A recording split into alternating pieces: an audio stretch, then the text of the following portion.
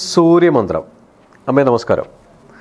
എല്ലാവരുടെ ആഗ്രഹമാണ് രാവിലെ എഴുന്നേറ്റ് കഴിഞ്ഞാൽ സൂര്യനെ നോക്കി സൂര്യജപം ചെയ്യുക എന്നുള്ളത്. പലർക്കും അറിയില്ല. അതിലുപരി സൂര്യ നമസ്കാരം ഇങ്ങനെയുള്ള പല കാര്യങ്ങളും ചെയ്തു പോകുന്നുണ്ട്. പക്ഷേ യഥാർത്ഥത്തിൽ നമുക്ക് ഏറ്റവും കൂടുതൽ എനർജി തരുന്ന ഒരു സോഴ്സാണ് സൂര്യൻ എന്ന് പറയുന്നത്. അപ്പോൾ ഏത് മന്ത്രമാണ് അമ്മേനും ശരിക്കും പറഞ്ഞാൽ ജപിക്കേണ്ടത് സൂര്യമന്ത്രം? നമസ്കാരം. സൂര്യൻ എന്ന് പറയുമ്പോൾ എല്ലാവർക്കും ഊർജം നൽകുന്ന ഒരു കേന്ദ്രമാണ്. സൂര്യോദയം ഇല്ലാത്ത അവസ്ഥ ഭയങ്കരമായിരിക്കും. നമുക്ക് ചിന്തിക്കാൻ പറ്റാത്ത കാര്യങ്ങളാണ്. പണ്ട് സാവിത്രിയും സത്യവാൻ്റെയും ഒരു കഥയുണ്ട്. സൂര്യനെ മറച്ചു വെച്ചു ഭഗവാൻ. കാരണം ഈ ഭർത്താവിന് ജീവിക്കുകയാണ്. സൂര്യാസ്തമയം കഴിഞ്ഞ് തലപൊട്ടി തെറിക്കുന്ന പറഞ്ഞ ഒരു ശാപം കിട്ടിയതാണ്. അത്രയ്ക്ക് പവർഫുള്ളാണ് സൂര്യൻ എന്ന് പറയുന്നത്. സൂര്യഭഗവാനെ നമ്മൾ ജപിച്ചാൽ സർക്കാർ ജോലി കിട്ടാൻ യോഗമുള്ളവർക്കും ലിസ്റ്റിൽ വന്നിരിക്കുന്നവർക്കും സർക്കാർ ജോലി കിട്ടാനായിട്ട് സൂര്യഭഗവാന്റെ മന്ത്രങ്ങൾ നല്ലതാണ്. എല്ലാവർക്കും നല്ലതാണ്. എല്ലുപരമായിട്ടും ആത്മീയമായിട്ടും. അതായത് നമ്മൾ ആത്മകാരകനാണ്, ജ്യോതിഷത്തിൽ ആത്മകാരകനാണ് സൂര്യൻ. സൂര്യനാണ് ഏറ്റവും പവർഫുൾ. നമ്മുടെ ആത്മവീര്യം, ആത്മബലം ഇതൊക്കെ വന്നാൽ തന്നെ അതിന് സൂര്യഭഗവാനെ പ്രാർത്ഥിച്ചേ പറ്റുള്ളൂ.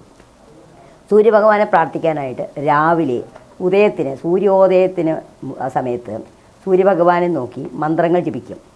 ഓം സൂര്യായ ഭാസ്കരായ ദിവാകരായ അർക്കായ രവ്യേ നമ. ഈ ഒരു 5 നാമങ്ങൾ ഒരു 11 പ്രാവശ്യം ജപിച്ചാൽ തന്നെ സൂര്യഭഗവാന്റെ അനുഗ്രഹമായി. അതിന് വലിയതായിട്ട് പഠിക്കേണ്ട കാര്യമൊന്നുമില്ല. പിന്നെ പറയാം, നമുക്ക് സൂര്യ ഗായത്രി ഉണ്ട്. പിന്നെ നമ്മൾ ഗായത്രി ജപം ജപിക്കാം. സൂര്യഗായത്രി ഉണ്ട്. ഭാസ്കരായ വിദ്മഹേ ദിവാകരായ ധീമഹി തന്നോ സൂര്യപ്രചോദയാത്. ഭയങ്കര പവറാണ്. രാത്രി കിടക്കാൻ നേരത്ത് നമ്മൾ ഇതുപോലെ തന്നെ മഹാദേവൻ്റെ ഒരു മന്ത്രമുണ്ട്. അതിലും നല്ല ഇതുപോലെ തന്നെയാണ്. തത്പുരുഷായ വിദ്മഹേ മഹാദേവ തന്നോ രുദ്രപ്രചോദയാത്. അതും ഈ മഹാദേവനെ തന്നെ സൂര്യഭഗവാനെ തന്നെ കണക്കാക്കി ചൊല്ലണതാണ്. പിന്നെ അതേപോലെ തന്നെ നമുക്ക് ചെയ്യുന്നതാണ് രാമായണത്തിൽ ശ്രീരാമൻ എന്ന് പറഞ്ഞാൽ ആരാ? ഭഗവാനാണ്. ആ ഭഗവാന് പോലും സംശയം വന്നു ഈ രാവണനെ കൊല്ല. രാവണൻ ശിവഭക്തനായിരുന്നു. രാവണൻ്റെ ശിവതാണ്ഡവ സ്തോത്രം ഭയങ്കര പ്രാധാന്യമുള്ളതാണ്. അത്രയും പവറുള്ളൊരു രാവണനെ കൊല്ലാനായിട്ട് ഭഗവാന് സാധിക്കാനായിട്ട് സൂര്യഭഗവാനെ പ്രാർത്ഥിച്ചൊരു മന്ത്രമാണ്. അത് അഗസ്ത്യമുനി പറഞ്ഞു കൊടുത്താണ്. സന്താപനാശാകരായ നമോ അന്ധകാര ആ നാമം ചൊല്ലി ഭഗവാനെ പ്രാർത്ഥിച്ചാൽ വളരെയധികം ഫലമാണ്. 3 പ്രാവശ്യം ചൊല്ലിയാൽ മതി. സന്താപനാശാകര അന്ധകാര ചിന്താമണി ദഹാര അങ്ങനെ കുറച്ചുണ്ടത് 4-5 വരിയുള്ളൂ. പക്ഷെ ആ വരി ചൊല്ലി പ്രാർത്ഥിച്ചാൽ സൂര്യഭഗവാന് ഭയങ്കര പവറാണ്. പിന്നെ അതേപോലെ തന്നെ ചിലർക്കുണ്ട് എല്ലുകൾക്ക് എല്ല് പൊടിയുക, എല്ല് വീക്ക്നെസ്, മരുന്ന് കഴിക്കേണ്ടെന്നല്ല. പക്ഷെ അവർ സൂര്യന് പൊങ്കാലയിട്ടാൽ നല്ലതാണ്. ഞായറാഴ്ച ദിവസങ്ങളിൽ മുറ്റത്ത് പൊങ്കാലയിടുക. അതിൽ ശർക്കരയൊന്നും ഇടില്ല. പൊങ്കാലയിടുമ്പോൾ ചോറും ഇതൊക്കെ വെച്ചിട്ട് പൊങ്കാലയിടും. അങ്ങനെ ഞായറാഴ്ച തോറും ഒരു 5-7 പൊങ്കാല ഇട്ടാൽ തന്നെ അവർക്കുടെ ആ ദ്രവിപ്പിലും കുറവ് വരുന്നുണ്ട്. അത്രത്തോളം പവർഫുള്ളാണ് സൂര്യൻ. സൂര്യൻ എന്ന് പറഞ്ഞാൽ ഏറ്റവും വലിയ പവറുള്ള ഒരാളാണ് സൂര്യൻ എന്ന് പറയുന്നത്. അപ്പോൾ ആ സൂര്യനെ അങ്ങനെയൊക്കെ നമുക്ക് ജപിക്കാം. പിന്നെ അതേപോലെ തന്നെ സൂര്യോദയത്തിന് ഒരു 24 മിനിറ്റ് മുമ്പ് വിളക്ക് കത്തിച്ചിരിക്കണം വീട്ടിൽ. എങ്കിലേ ഐശ്വര്യമുള്ളൂ. അല്ലാണ്ട് സൂര്യൻ ഉദിച്ച് ഉച്ചയായിട്ട് എന്നോട് പറയുമ്പോൾ ഞാൻ എപ്പോൾ എനിക്ക് അപ്പോൾ വിളക്ക് കത്തിച്ചു, അതിലർത്ഥമില്ല. നമ്മൾ സൂര്യഭഗവാൻ എപ്പോഴാണോ ഉദിക്കുന്നത് ആ സമയത്താണ് വിളക്ക് കത്തിക്കേണ്ടത്. വിളക്കിനെ പറ്റിയും പറയാം. അതുപോലെ അമ്മ പറഞ്ഞ വളരെ കറക്റ്റാണ്. ഇപ്പം സൂര്യോദയം എന്ന് പറയുന്നത് നമുക്ക് ഏറ്റവും കൂടുതൽ എനർജി തരുന്നൊരു സോഴ്സാണ് സൂര്യൻ. അപ്പോൾ ഇന്ന് നമ്മൾ ഭൂമിയിൽ ഈ ഭാരതത്തിൽ ജനിച്ചത് വലിയൊരു ഭാഗ്യമാണ്. അതായത് ഐസ്ലാൻഡ്, നോർവേ ഇങ്ങനെയുള്ള രാജ്യങ്ങളിൽ ജനിക്കുന്നവർക്കൊക്കെ ശരിക്കും പറഞ്ഞാൽ 6 മാസത്തിലൊരിക്കലാണ് സൂര്യോദയം ഉള്ളത്. ചില രാജ്യങ്ങളിൽ സൂര്യൻ്റെ ഉദയം അവിടെ ഇരുട്ടാണ്, രാത്രിയും പകലും സെയിമാണ്. 3 മാസം 6 മാസം എന്താ പറയുക, അപ്പം അത്രയും ദിവസം സൂര്യോദയം ഇല്ല. അപ്പോൾ അവരുടെ എനർജി സോഴ്സ് ഒന്ന് അമ്മ ആലോചിച്ച് നോക്കി. അപ്പം നമുക്ക് ഭയങ്കര ഭാഗ്യമാണ്. അപ്പോൾ അമ്മ പറഞ്ഞ ഈ മന്ത്രങ്ങൾ സൂര്യോദയത്തിന് മുൻപ് വിളക്ക് കത്തിച്ചതിന് ശേഷം നമ്മൾ ജപിക്കുകയാണെങ്കിൽ സ്വാഭാവികമായിട്ട് നമുക്കുണ്ടാവുന്ന ഒരു വലിയൊരു ക്ലെൻസിങ് പ്രൊസീജിയറാണ് നടക്കുന്നത്.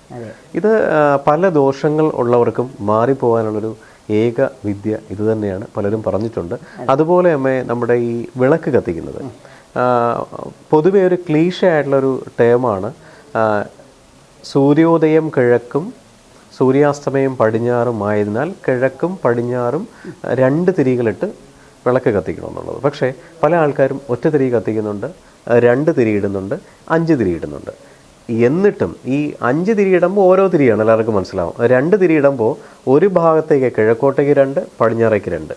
ശരിക്കും അതിൻ്റെ ഒരു രീതി എങ്ങനെയാണെന്ന് പറഞ്ഞു കൊടുക്കാമോ? അപ്പോൾ 4 തിരിയായില്ലേ?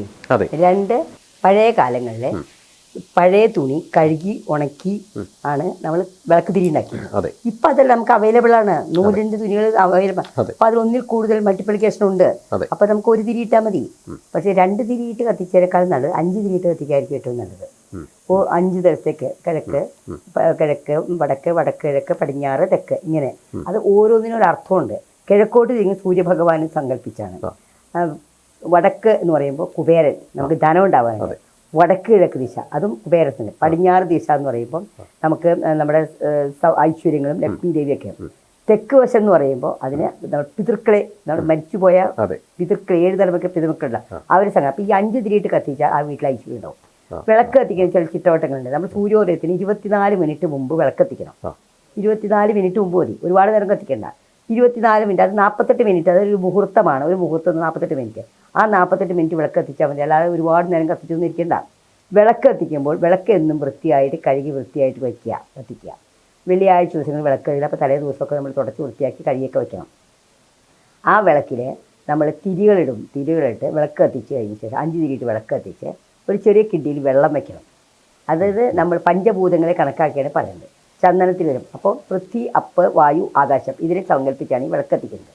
വിളക്ക് കത്തിച്ച ശേഷം നമ്മൾ സർവമംഗളമംഗല്യേ ശിവി സർവാർത്ഥ സാധികേ ശരണ്യത്രംബികേ ദേവി നാരായണ നമോസ്തുതേ ചൊല്ലിയിട്ടാണ് വിളക്ക് കത്തിക്കേണ്ടത്. വിളക്ക് കത്തിക്കുമ്പോൾ നമ്മൾ പ്രാർത്ഥനയിൽ മുഴുകി ആത്മാർത്ഥയെ പ്രാർത്ഥിക്കുകയാണ് വിളക്ക് കത്തിക്കുക. വിളക്ക് കത്തിച്ച ശേഷം നമുക്ക് അപ്പത്തിൽ സൂര്യ ഉദിക്കും. സൂര്യഭഗവാനെ നോക്കി നമുക്ക് പ്രാർത്ഥിക്കാനുള്ള മന്ത്രം ഞാൻ നേരത്തെ പറഞ്ഞു. അത് കഴിഞ്ഞിട്ട് ശേഷം നമ്മൾ നല്ല രീതിയിൽ നമഃശിവായ ചൊല്ലണം.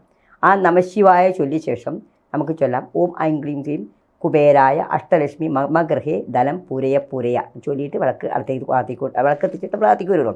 ഒരിക്കലും വിളക്ക് ഡയറക്റ്റ് കത്തിക്കാൻ പാടില്ല. കൊടിവിളക്ക് കത്തിക്കാവും. കൊടിവിളക്ക് കത്തിച്ചിട്ട് ഈ കൊടിവിളക്ക് തിരിച്ചേ കൊണ്ടുവരുമ്പോൾ അടുക്കളയിലൊന്ന് കാണിക്കണം. അടുക്കള ലക്ഷ്മിയുടെ വാസസ്ഥാനമാണ് അടുക്കള. അത് കഴിഞ്ഞിട്ട് വേണം നമ്മൾ പൂജാമുറി ഉണ്ടെങ്കിൽ പൂജാമുറി, അല്ലെങ്കിൽ എവിടെ വയ്ക്കണമെന്ന് വയ്ക്കാം. അപ്പോൾ നമ്മളെപ്പോഴും വിളക്ക് പുറത്ത് കത്തിക്കണം. പിന്നെ ഫ്ലാറ്റിലൊക്കെ പറ്റില്ല, ചിലപ്പോൾ പുക കാണാൻ പറ്റില്ല, അങ്ങനെയൊക്കെ ഉണ്ട്. അവർ അതിനനുസരിച്ച് പരിമിതി അനുസരിച്ച് ചെയ്യുക. സാധാരണ വീടുകളിൽ താമസിക്കുന്നവർ 5 തിരിയിട്ട് വിളക്ക് പുറത്ത് കത്തിക്കും. കത്തിച്ച ശേഷം കൊടിവിളക്ക് കത്തിച്ച് അകത്ത് അടുക്കളയിൽ കാണിച്ച ശേഷം പൂജാമുറി കാണിക്കുക, അല്ലെങ്കിൽ എവിടെ വിളക്ക് കത്തിക്കുക അവിടെ വിളക്ക് കത്തിച്ച് വയ്ക്കണം. എന്നിട്ട് നമുക്ക് നമഃശിവായ ഒരു കുറച്ച് നേരം ചൊല്ലാം. 108 പ്രാവശ്യമാണ് ചൊല്ലേണ്ടത്. ഓം നമഃശിവായ, ഓം നമോ നാരായണായ, അതേപോലെ തന്നെ സർവമംഗളമംഗല്യം 21 പ്രാവശ്യം. പിന്നെ നമുക്കറിയുന്ന നാമങ്ങളൊക്കെ ചൊല്ലാം. അപ്പോൾ ഈ 3 കാര്യങ്ങൾ, ഈ 3 നാമങ്ങൾ നമ്മൾ മുടക്കമില്ലാതെ ചൊല്ലിയിരിക്കണം. അപ്പോൾ നമുക്ക് ദൈവാധീനം തന്നെ വരും. പിന്നെ അതേപോലെ തന്നെ വിളക്കെത്തിക്കുന്നതിന് മുമ്പായിട്ട് കുറച്ച് കല്ലുപ്പ് ഒരു പാത്രത്തിൽ റെഡിയാക്കി വെച്ചാൽ മതി. കല്ലുപ്പ്, മഞ്ഞപ്പൊടി, അതുപോലെ തന്നെ ഈ ജവാദോ സാധനം മേടിക്കാൻ പറ്റും. ജവാദ് അല്ലെങ്കിൽ എന്തെങ്കിലും സുഗന്ധമുള്ളത് പച്ചക്കറുപ്പ് വരെ ഇട്ട് വെച്ചേക്കാം. അതിൽ നിന്ന് സ്വല്പമെടുത്ത് നമ്മൾ തുടയ്ക്കുക. ഉമ്മറപ്പടി തുടയ്ക്കുക. പൂജാമുറിയുടെ പടി തുടച്ചിട്ട് അവിടെ തളിക്കുക. അപ്പോൾ അതും ചൊല്ലുമ്പോൾ യാ ദേവി സർവഭൂതേഷു ബ്രഹ്മരൂപേണ നമസ്തസ്യേ നമോ നമ, അതായത് ദേവി മഹാന്റെ 5-ാം അധ്യായത്തിലുള്ള അത് ചൊല്ലിയിട്ട് തളിച്ചു കഴിഞ്ഞാൽ എന്നിട്ട് വേണം വിളക്കെത്തിക്കാൻ. അപ്പോൾ നമ്മളുടെ ഐശ്വര്യം ലക്ഷ്മി ദേവി നമ്മുടെ വീട്ടിലേക്ക് കയറി വരും. അത് സത്യമായ കാര്യമാണ് ഇതൊക്കെ. പിന്നെ അതുപോലെ എപ്പോഴും നമ്മുടെ പൂജാമുറി ആയാലും മുൻവിഷ സുഗന്ധപൂരിതമായിരിക്കണം. അതിന് ധൂപ് കത്തിക്കുക, നല്ല മണമുള്ള ചന്ദനത്തിൽ കത്തിക്കുക. ഇതൊക്കെ വളരെ ആവശ്യമുള്ള കാര്യങ്ങളാണ്. ഇത്രയൊക്കെ ചെയ്താൽ തന്നെ നമ്മുടെ കുടുംബത്തിൽ ഐശ്വര്യം ഉണ്ടാവും. ഇത്രയും കാര്യം ചെയ്താൽ തന്നെ രക്ഷയായി. സന്തോഷം. എല്ലാവരും ഇതുപോലെ ചെയ്യട്ടെ. അപ്പോൾ ഇതിനകത്ത് ഒരു സംശയം എന്ന് പറഞ്ഞു കഴിഞ്ഞാൽ, നോർമലി ഇപ്പോൾ വിളക്ക് കത്തിക്കുന്ന സമയത്ത് കൊടിവിളക്ക് കൊണ്ട് മാത്രമേ കത്തിക്കാൻ പാടുള്ളൂ. ഈ കൊടിവിളക്ക് കൊണ്ട് വിളക്ക് കത്തിച്ചതിന് ശേഷം ഈ കൊടിവിളക്ക് കിച്ചണിൽ കൊണ്ടുപോയിട്ട് തിരിച്ചു വന്ന് നമ്മൾ ഈ ഭഗവാന്റെ പൂജാമുറിയിൽ കാണിച്ചിട്ടേ കൊടിവിളക്ക് അണയ്ക്കാവും അല്ലേ? അതെ, ശരി. രാവിലെ കത്തിക്കുമ്പോൾ അകത്തുനിന്ന് കത്തിച്ച് പുറത്തേക്ക് കൊണ്ടുപോകും. വൈകുന്നേരം പുറത്തുനിന്ന് കത്തിച്ച് അകത്തേക്ക് കൊണ്ടുവരും. കൊടിവിളക്ക് പുറത്ത് വെച്ച് കത്തിച്ചിട്ടാണ് അകത്തേക്ക് കൊണ്ടുപോകും. അത് വൈകുന്നേരം രാവിലെ പൂജാമുറി വെച്ച് കത്തിച്ചിട്ട് പുറത്തേക്ക് അവിടെ വിളക്ക് ഉണ്ടാവുമല്ലോ, അത് കത്തിച്ചിട്ട് പുറത്തേക്ക് കൊണ്ടുപോകും. ശരി. ഈ 2 സ്ഥലത്തും പുറത്ത് ഉമ്മറപ്പടിയിൽ കത്തിക്കുന്ന വിളക്ക് തൂക്കുവിളക്കായിരിക്കാം, സാധാരണ വിളക്കായിരിക്കാം. പാടില്ല, തൂക്കുവിളക്ക് പാടില്ല, കത്തിക്കാൻ പാടില്ല. ഇല്ല, അത് അമ്പലങ്ങളിൽ